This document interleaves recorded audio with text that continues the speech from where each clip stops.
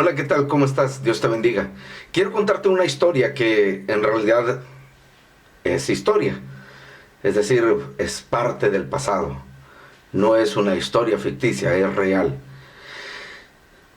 Resulta que hay una pareja en un lugar maravilloso, en un lugar precioso, donde está todo lo que nosotros pudiéramos soñar y desear cuando vamos de vacaciones a algún lado. Estaban rodeados de árboles frutales, había aves por todos lados, había animales exóticos por todos lados y se comportaban todos de una manera civilizada incluso. Y todo estaba en armonía, en paz. Eran en realidad dos personas que estaban acompañadas de una tercera. Y vaya, había una armonía, había una comunicación tremenda, algo inimaginable, algo insuperable.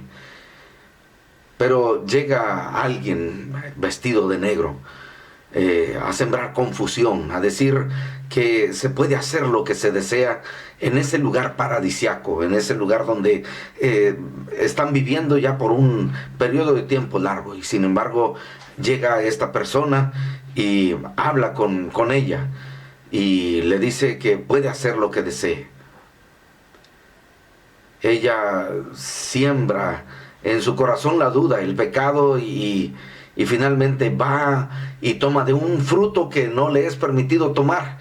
Esa primer persona que estaba con ellos allí le había dicho que podía tomar de cualquier árbol que estuviera allí en ese lugar, pero a final de cuentas esta persona, esta cuarta persona que entra en acción, le dice: no, está equivocado, no pasará nada, no vas a sufrir nada, puedes tomar de ese fruto y puedes hacer lo que quieras. Vaya, ella comete el pecado, el error de poner en tela de duda lo que, vaya, esta primer persona que estaba con ellos le había dicho y le había ordenado que no hiciera. Pero allí no para el asunto.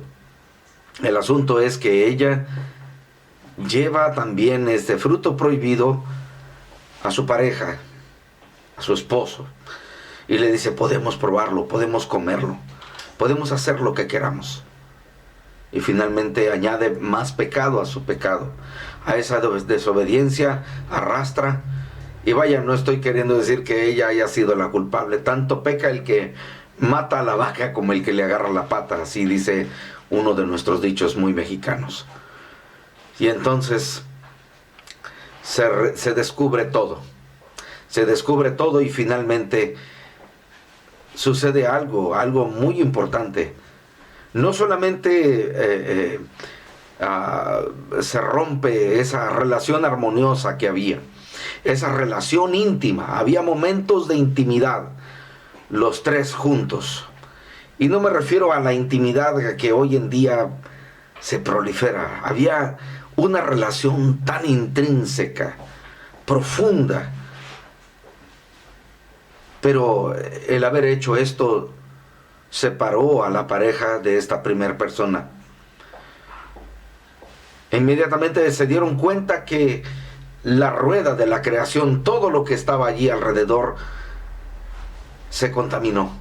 La hierba produjo espinos y hubo transformación en muchos animales, entre ellos la serpiente, esa tercera persona que se metió entre ellos. Y entonces lo peor estaba por suceder. Y entonces el problema se transmitió no solamente a ellos, sino a las generaciones venideras, porque luego entonces el problema sería que la relación que antes tuvieron en un principio ya no la podían tener, sino que, vamos, habrían de nacer enfermos con esa misma enfermedad con la que se enfermó la madre de todos los seres vivientes. Y dice así la Biblia: por tanto, como el pecado entró en el mundo por un hombre, y por el pecado la muerte, y así la muerte pasó a todos los hombres, por cuanto todos pecaron. Esta historia, mi amigo, mi hermano, es la historia ni más ni menos que de Adán y de Eva. Esta historia debería de ayudarnos a entender que la situación del ser humano es una y muy grave. Está separado, está destituido, no tiene derecho, no puede hablar con Dios porque el hombre constantemente está haciendo lo contrario a la voluntad de Dios. Está constantemente contrariando y desafiando. Está constantemente haciéndole caso al Dios de las alternativas, que ni más ni menos es Satanás. Donde lo mismo que sucedió en el huerto del Edén, sucede hoy en día. Este ser constantemente está incitando pensamientos, está acusando a Dios en nuestras mentes y le está diciendo, no, no es cierto, esto no va a suceder. Así como le dijo Dios a Adán que habría de morir en el día en que él desobedeciera, el día en que él tomara de ese fruto prohibido, y que este personaje en un animal, en una serpiente, le dijo, no, no va a pasar esto, no vas a morir, serás semejante a Dios y tendrás conocimiento del bien y del mal. Eso era precisamente lo que Dios estaba evitando. Y finalmente sucede esto. Y hoy en día todavía el diablo sigue incitando esa clase de pensamientos en el ser humano. Pero para ello viene Jesucristo. Toda la creación fue inflamada por el pecado del hombre. Todo esto sucedió por causa de la desobediencia del hombre. Para esto vino Cristo Jesús, para solucionar el problema, este gran problema, este grave problema insoluble, irresoluto, que hasta ese entonces permanecía de esa forma. Y entonces Cristo tuvo que meterse en la historia de la humanidad para entonces dar finalmente solución a ese detalle y poner a las manos del hombre la cura de esa enfermedad llamada pecado. Cristo tuvo que meterse en el hilo de la historia humana. Tuvo que encarnarse. Dice, y hecho semejante a los hombres. Así se dice, se hizo obediente hasta la muerte y muerte de cruz. Mi amiga, mi amigo, mi hermana, mi hermano en Cristo, la manera en que nosotros debemos de comenzar a revertir las perspectivas distorsionadas en cuanto a la redención es esto precisamente. El pecado es lo que ha hecho que precisamente se rompa esa relación. Y hoy en día mucha gente cree, está viviendo un falso sacerdocio como el que tuvo aquel hombre levita con su amo, ahí en el libro de Jueces. No sé si usted lo ha leído, donde este hombre le habló a un joven levita y le dijo, ven y sé mi sacerdote. Y él tenía imágenes de talla, y él creía y le dijo, bendito seas de Jehová, cuando él tenía un Dios allí y se creía que él estaba haciendo lo correcto.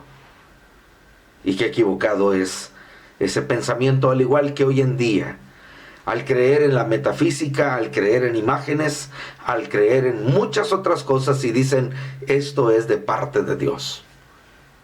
Ese pecado constantemente está acechando a la vida del ser humano. Y mi amiga, mi amigo, mi hermana, mi hermano, la manera de resolver este problema de una distorsión equivocada en cuanto a la redención es reconocer todo esto que ha pasado, todo esto que se nos ha dicho a través de las páginas de la Biblia y a través de los años, y entender, hermanos, entender la gravedad y la magnitud del pecado. Un día la Biblia dice que esta creación será redimida, pero hasta ahora gime para que ese día llegue. Ese día finalmente la tierra será librada, la creación será librada. Hermano, no es una cuestión de tu criterio, de tu pensamiento o de tu creencia. El hecho de ver que el pecado es una cuestión leve, es algo serio y es algo grave, y que mucha gente está yendo al infierno en este mismo instante que estoy hablando y que tú estás escuchando y viendo, sin haber reconocido a Cristo Jesús, y todo por una perspectiva equivocada, distorsionada de lo que es la redención. Hoy en día le preguntas a la gente, oye, tú ya aceptaste a Cristo como tu Salvador, y ellos te responden cualquier otra cosa y te dicen, bueno, pues yo voy al templo, yo leo la Biblia, yo ayudo a la gente. Pero esa no es la respuesta correcta. Podrás leer incluso la Biblia y sin embargo no conocer al Dios de la Biblia. Mi hermano, mi hermana, este problema atañe a la iglesia. Y si la iglesia no se ve como una pecadora redimida por Cristo Jesús, entonces, hermanos, estamos dispuestos ya, como dice Mateo capítulo 5, ¿para qué sirve la sal si ya no tiene sabor? Sino para ser echada fuera y hollada por los hombres. Esta fue una pauta de reflexión. Deseo que sea de utilidad y de reto, y deseo que tomes en serio y medites en serio esta postura en cuanto al pecado. Soy el pastor José Luis de León Yáñez, de la Misión Bíblica Bautista del Centro en Ciudad Victoria. Le invito a que se suscriba a nuestro canal y escuche y vea y comparta estas pautas de reflexión. Hasta entonces.